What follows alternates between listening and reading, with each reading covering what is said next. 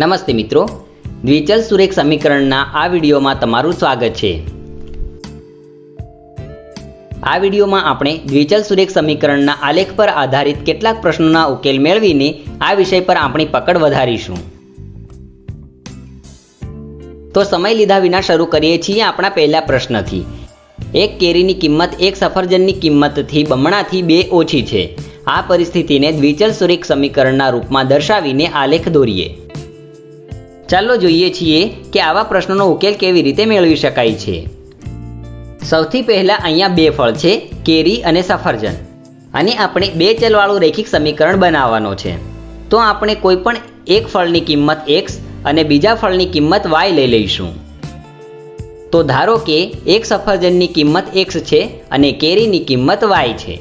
હવે શરત મુજબ સમીકરણના રૂપમાં મૂકીશું। શરત એ છે કે એક કેરીની કિંમત એટલે કે y અને એક સફરજનની કિંમત એટલે કે x બમણાથી 2 ઓછી છે।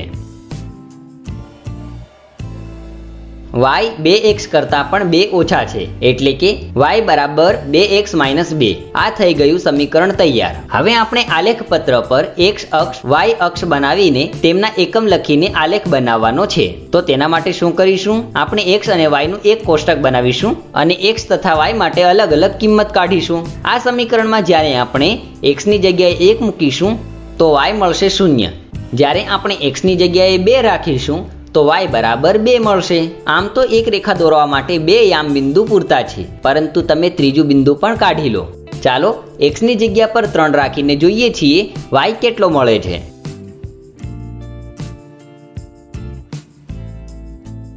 હવે સમય લીધા વિના આ 3 યામ બિંદુની મદદથી આલેખ બનાવીએ છીએ। સૌથી પહેલા x અક્ષ અને y અક્ષ પર એકમ દર્શાવીએ। ત્રણેય બિંદુઓને દર્શાવો।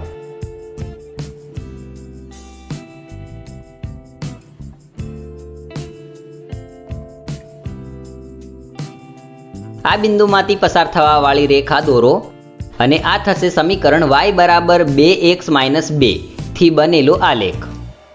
હવે લઈએ છીએ આગળનો પ્રશ્ન। તે જણાવો કે એક બિંદુમાંથી થઈને કેટલી રેખાઓ ખેંચી શકાય છે તથા બિંદુ 3, 15 માંથી પસાર થતી 2 રેખાઓના સમીકરણ લખો। તો સૌથી પહેલા એક બિંદુથી અગણિત રેખાઓ દોરી શકાય છે, અને જ્યારે અગણિત રેખાઓ દોરી શકાય છે તો આપણે બસ 2 રેખાઓના સમીકરણ લખવા છે, જે બિંદુ 3, 15 થી થઈને પસાર થાય છે। શું આ પ્રશ્ન કઠિન લાગે છે? આ પ્રકારના પ્રશ્નોનો જવાબ આપણને આપવામાં આવેલા બિંદુમાંથી જ મળે છે।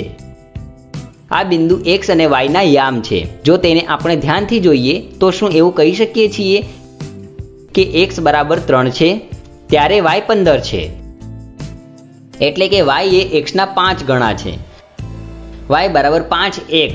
તો આ પ્રકારે પહેલું સમીકરણ બની ગયું। હવે બનાવીએ છીએ બીજું સમીકરણ।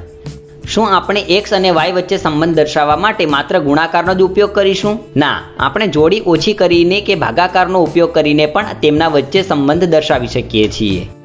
શું આપણે એવું કહી શકીએ છીએ કે y એ x થી 12 વધારે છે, એટલે કે y બરાબર x + 12। તો આ રીતે આપણને 2 સમીકરણ મળ્યા।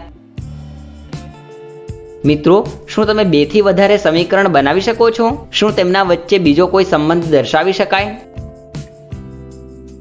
જેમ કે આપણે હમણાં કહ્યું કે એક બિંદુથી અગણિત રેખાઓ દોરી શકાય છે, તો તેમના વચ્ચે અગણિત સંબંધ દર્શાવી શકાય છે। તમે વિડીયોને રોકીને બીજા પણ સમીકરણ બનાવવાનો પ્રયત્ન કરી શકો છો। મિત્રો, હવે આગળ વધીએ અને લઈએ છીએ આ વિડીયોનો આગળનો પ્રશ્ન। આપવામાં આવેલ આલેખ માટે આ સમીકરણોમાંથી સાચા સમીકરણને પસંદ કરો। આ સૌથી સરળ પ્રશ્ન છે। આ પ્રશ્નમાં તમે આલેખ પર ધ્યાન આપો કે રેખા x અક્ષ અને y અક્ષ પર કયા બિંદુઓમાં છેદે છે। તેના પછી x તથા y ની કિંમત આપવામાં આવેલ બધા સમીકરણમાં મૂકો। અહીં રેખા x અક્ષ -5 અને y અક્ષને 5 પર છેદે છે, એટલે કે આપણને 2 યામ મળી ગયા, જે છે -5, 0 અને 0, 5। હવે આપણે આ બંને કિંમત બધા જ સમીકરણમાં મૂકીને જોઈશું કે કયા સમીકરણ માટે સાચું છે।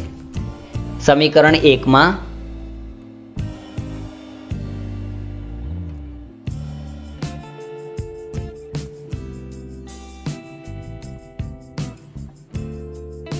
આ બંને યામ મૂકવાથી સમીકરણનું સમાધાન થતું નથી. એ જ રીતે સમીકરણ 2માં -5 શૂન્ય મૂકવાથી સમીકરણનું સમાધાન થતું નથી, પરંતુ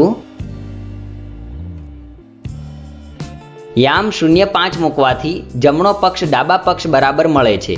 તો શું આ રેખાનું સમીકરણ છે? ના. જ્યારે બંને યામ આ સમીકરણનું સમાધાન કરશે ત્યારે જ આપણે તે રેખાનું સમીકરણ કહીએ છીએ. હવે સમીકરણ 3માં કિંમત મૂકીએ.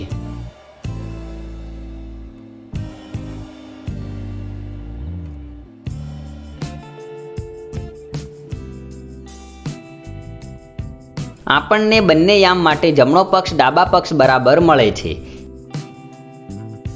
એટલે કે આ સમીકરણ 3 આ આલેખનું સમીકરણ છે. તો મિત્રો, આજના વિડીયોમાં બસ આટલું જ. આ વિડીયોમાં આપણે દ્વિચલ સુરેખ સમીકરણના આલેખ પર આધારિત કેટલાક પ્રશ્નો ઉકેલ્યા. હવે મળીશું આગળના વિડીયોમાં કેટલાક બીજા પ્રશ્નો સાથે. આભાર.